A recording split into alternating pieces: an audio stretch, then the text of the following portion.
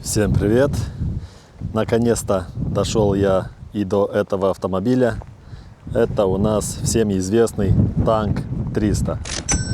Машина в своем самом узнаваемом цвете, оранжевый. Что мы тут имеем? 2-литровый бензиновый двигатель, 8-ступенчатый автомат, 220 лошадей. Машина на парт-тайме в максимальной комплектации, потому что они бывают в 4 комплектациях. Это парт-тайм в максималке, парт-тайм в минималке, если можно так сказать. И уже Сити, которая на муфте, тоже в максималке бывает и в минималке. Я лично считаю, что самая удачная компоновка или комплектация — это парт-тайм на максималке, как, к примеру, вот тут. Этот автомобиль, он, во-первых, внедорожник, он рамный. И если вам нужен абсолютно универсальный автомобиль, кататься по городу, то почему не рассмотреть уже кроссовер? Потому что этот автомобиль должен иметь реальный, честный, полный привод, которым парт-тайм и является. Машина имеет постоянный задний привод и уже подключаемый передний. Также, что его отличает от базовой, так сказать, комплектации, тут у нас есть все блокировки, то есть и передняя, не только задняя. Межосевая уже, получается, сразу идет из-за того, что это парт-тайм.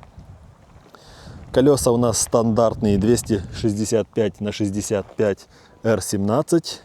Это стоковые колеса. Тут влезают и побольше, даже без поднятия, без лифта. Но кому уже все ставят, что им нравится. Вот такой внешний вид у автомобиля. Такой и квадрат, и не совсем, потому что вот имеет по кругу везде вот эти пластиковые накладки, которые очень хорошо защищают на оффроуде. Кто-то его сравнивает с Бронко, кто-то сравнивает с Вранглером, кто-то с Геликом и так далее. Но все равно у автомобиля уже есть свой такой стиль. Мне кажется, он интересен. А вы пишите в комментариях, что вы думаете. Давайте поговорим о комплектации. Как я уже сказал, что это максималка. Тут у нас регулируются электрические передние сиденья. Есть массаж водительского сидения, электрооткрывание всех окон, круиз-контроль адаптивный. Давайте сядем внутри и посмотрим, что тут есть. В этом меню как бы все можно отсюда регулировать. Рулевое управление можно ставить комфорт, спорт, стандарт. Так, старт-стоп можно включить, отключить. Есть подогрев, обдув передних сидений, подогрев руля. Вот отсюда тоже включается. И подогрев лобового стекла. Климат-контроль двухзонный. Нету беспроводной зарядки, как есть в комплектации City. Вот такие розетки. Тут дублирующиеся функции. Тут дублируется подогрев передних сидений, аварийка, уже несколько функций для климата. Вот такие интересные дефлекторы. Очень приятные, когда их крутишь. У машины есть Ambient Light. Сейчас это не заметить, но в очень красивом цвете. То есть придает реально интересный вид автомобилю, особенно ночью. Есть Apple CarPlay и Android Auto. Очень красивые такие центральные часы. Дальше все вот внедорожные функции находятся вот здесь. Это у нас управление приводом. Сейчас задний привод. Есть 4H, то есть это полный привод. И пониженная 4 Low. Также для пониженной есть несколько режимов. То есть песок, камни, грязи и так далее. Дальше камера 360. Вот если нажать, она сейчас грязная, но реально качество хорошее и лучше, чем на многих европейцев и японцах. Внедорожный круиз-контроль, танковый разворот, есть передняя блокировка, задняя блокировка. То есть весь арсенал для оффроуда он тут присутствует. И уже автохолд, ручник, экспертный режим. Вот если его включить, нужно тут подтвердить. И видите, начинается режим вождения: спорт, стандарт, эко. То есть можно поставить, к примеру, эко, режим управления, не знаю, комфорт, и настройки все. То есть все тут можно настроить. Вот такой руль с лепестками. Тут у нас есть, опять же, подсветка, уровень фар, стабилизация, спуск с горы. Вот такой бардачок и вот такой, даже не знаю, что сказать, но это не пепельница точно, потому что там нарисовано, что это не пепельница. Можно, кто-то использует как подстаканник, кто-то просто что-то там кладет. Музыка, кстати, Infinity, имеет сабвуфер и вот такой подлокотник. По поводу подлокотника, вот тут кто-то уже что-то положил, но он такой глубокий и имеет функцию охлаждения. Вот сейчас эта вода реально холодная. Тут у нас подстаканники. Многие жалуются, что они слишком глубокие и неудобны для кофе. Ну что ж, не надо пить кофе в машину. Место для очков. Уже подсветка. Зеркало заднего вида с подсветкой. И есть люк. Вот такой. Очень мне нравится, что тут только люк, а не панорама. За счет этого очень хорошая жесткость кузова у автомобиля. Опять же, ручка, как у всех Гелендвагенов и УАЗиков. Есть вот такой очень тяжело открывающийся бардачок. Не самый большой, но А4 тут входит. Крючок, как мы тут привыкли. И, в принципе, это все на переднем ряду. Давайте сядем сзади и посмотрим, сколько места там остается вот именно конкретно за мной. Напоминаю, у меня 1,88 м рост. Вот так, есть порог, можно на нем наступать, можно держаться за этой ручки и вот так сесть. Смотрите, реально, больше, чуть-чуть больше кулака. Очень много места.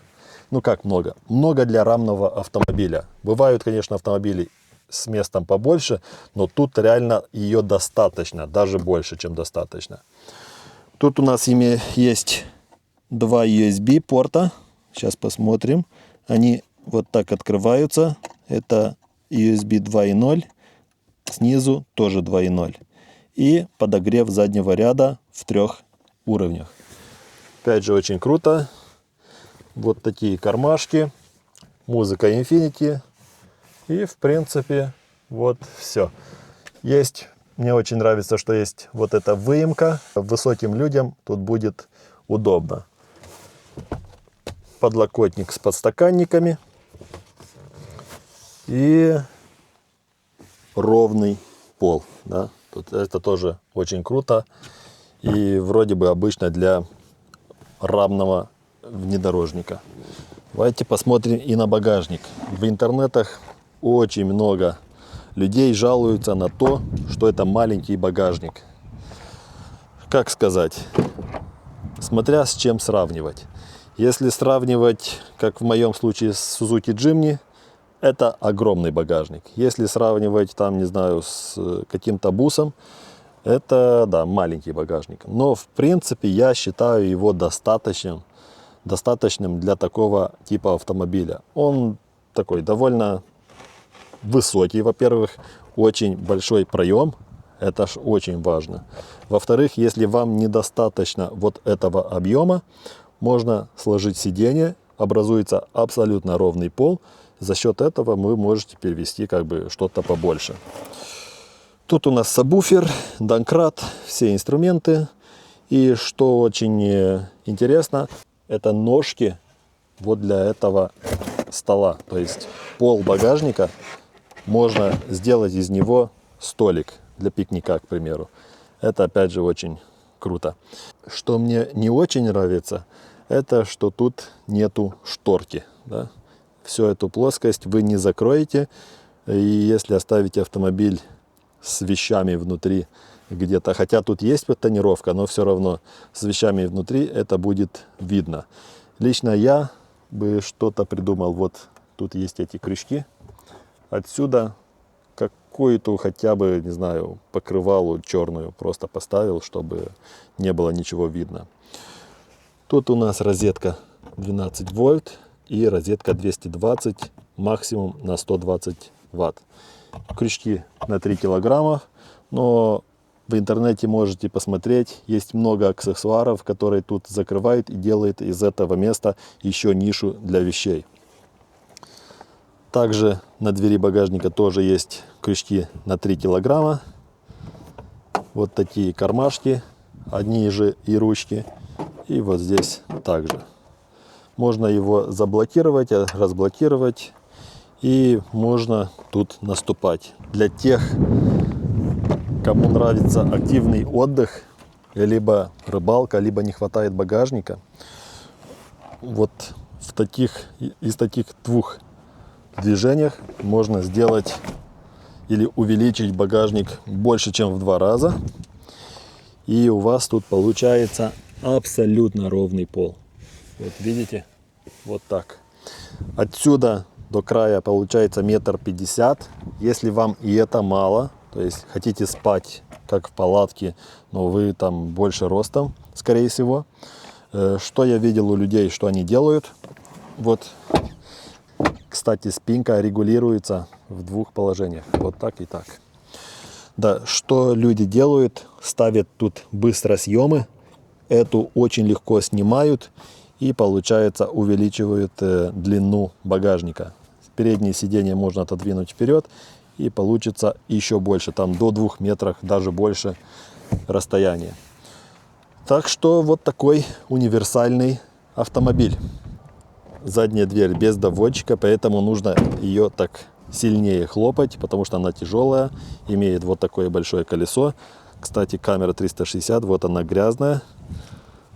Почистили, все будет хорошо уже. Парктроники передние и задние. Что могу еще рассказать? Сзади мост, спереди его нету. Вот так выглядит автомобиль под днищем. Передние, задние тормоза дисковые. Что интересно, что задние дисковые тоже вентилируемые, не только передние. Фары LED, ближний, дальний. Есть противотуманки, тоже LED. И очень-очень крутой цвет. Он перламутр. Он такой имеет такие блестки. На солнце это видно. Колеса. Я бы лично поставил чуть-чуть побольше колеса этому автомобилю. Давайте покажу на солнце, чтобы это было видно. Хотя и на этих он довольно гармонично смотрится. Но лично я бы поставил, ну, там на размер больше. Он будет и мягче за счет этого. Ну и прикольнее будет выглядеть, по моему мнению. Вот так наступаю. Можно посмотреть крышу этого автомобиля. Плавник там есть.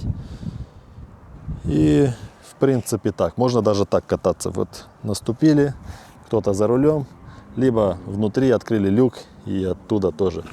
Вот прикольный этот рельеф капота.